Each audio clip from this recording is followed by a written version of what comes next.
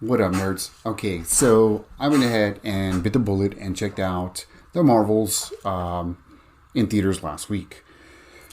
Here's a quick rundown on what I thought. Actually, let's recap. So the sequel of the Marvels, sequel to Captain Marvel, is the Marvels. In this one, we're actually going to combine all our Miss Marvel characters and heroes with the same powers. So we've got Brie Larson's Carol Danvers, Iman Vellani's Miss Marvel, and Teyonah Parris's Monica Rambeau. All have the same kind of power outlets. They've all carried the Captain Marvel name at one point or another in the comics. But officially now it's Captain Marvel, Miss Marvel, and Photon.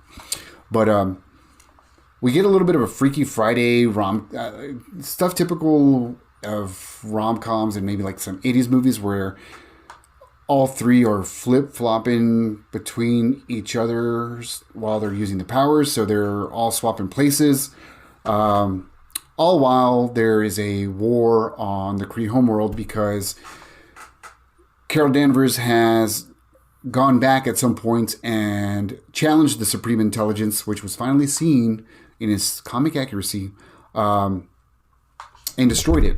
And in doing so, caused a chain reaction where the Kree homeworld has started falling apart. So oceans have dried out, sun's dying, like it's just going to shit. Our antagonist is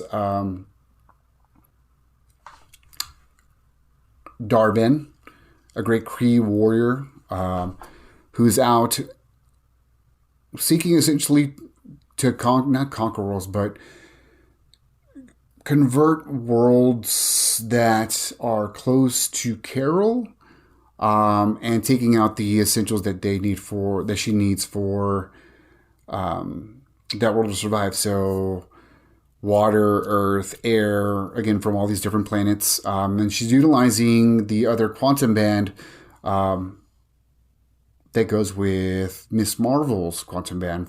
As we know, she has one on her arm. So she's utilizing the other one to create these portals and suck out the environmental necessities that she needs for the Kree homeworld. And in doing so, like I said, we've got hijinks going on with our three main stars, as well as a lot of Miss Marvel's families popping in and out because she's been at home. And while she's at home, we've got Kree warriors are popping in there. Nick Fury's popping in as well. He's got a pretty decent role in the movie. I liked it.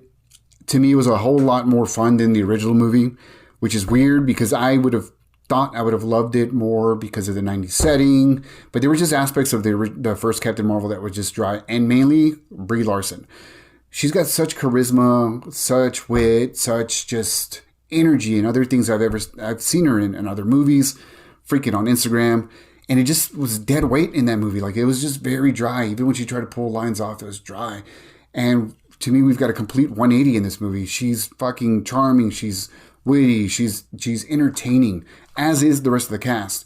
I've said it before. I love the Miss Marvel show. I know it was a teeny bopper show, but it was damn entertaining. It was very, very entertaining. A lot of fun, what it was supposed to be. Iman is just killing it, and I'm really excited about what she's got coming up in her MCU world. But all in all, it was a good package. It was a lot goofier than I would have liked, but it still worked because, like I said, it was kind of a Freaky Friday-ish kind of vibe going to it. So a lot more comedic tones to it. The action scenes were great. The way they integrated the choreography between them swapping places throughout the movie, gradually getting better and better. Them actually taking some time apart to train and figure out how to swap on purpose was cool. The interaction between the three, the rapport was awesome. One kind of nitpick I had was Nick Fury. He was a little bit more aloof than I liked. I like Nick Fury when he's stern, just the badass he's supposed to be. And I don't know. I felt like that kind of steered away in this one. Some great scenes with Goose and his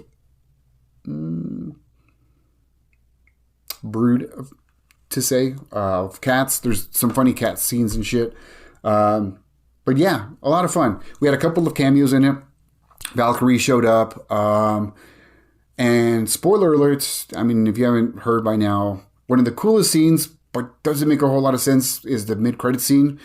Monica sacrifices herself to close basically a bridge, a break in reality, which, you know, it's been happening a lot between Spider-Man, Multiverse of Madness, Kang, Quantum Realm. Like, we've got Loki, I'm meant to say. We've got all kinds of shit going on in reality. But anyways, she's trying to sacrifice herself to save their universe and stays in another reality to close the bridge and then passes out.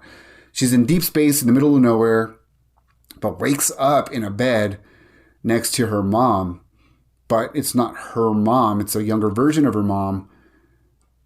And she's in a binary uniform. Not only that, we get the most comic accurate version of Hank fucking McCoy, aka Beast, straight out of the 90s cartoon pop-up.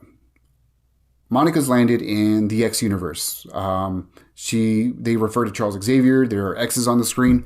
But here's where I hesitate on this whole situation. It's really, really cool, of course. But how's she going to go from deep space, the most random part, like she's just in the middle of nowhere, right? And somehow she is found by her mom and by the X-Men. Like, it just doesn't line up. Like, she should have been found by, like, maybe their version of the Guardians or some shit like that. That's my only quip. Like, that didn't make sense, but otherwise cool. There was no after credit scenes after that one, so don't stick around for a second one. But yeah, all in all, entertaining. A lot better than I thought. Honestly, a fun ride. I'd give it a 5.5 out of 10. Could have used some more substance. Could have used some more, some genuine action. Less camp, less goof. But overall, it was, to me, much better and an improvement than Captain Marvel 1. Yeah, big hopes for the MCU. Like, we're still struggling, but this was a step in the right direction, I feel. Let me know what you think in the comments. Appreciate you.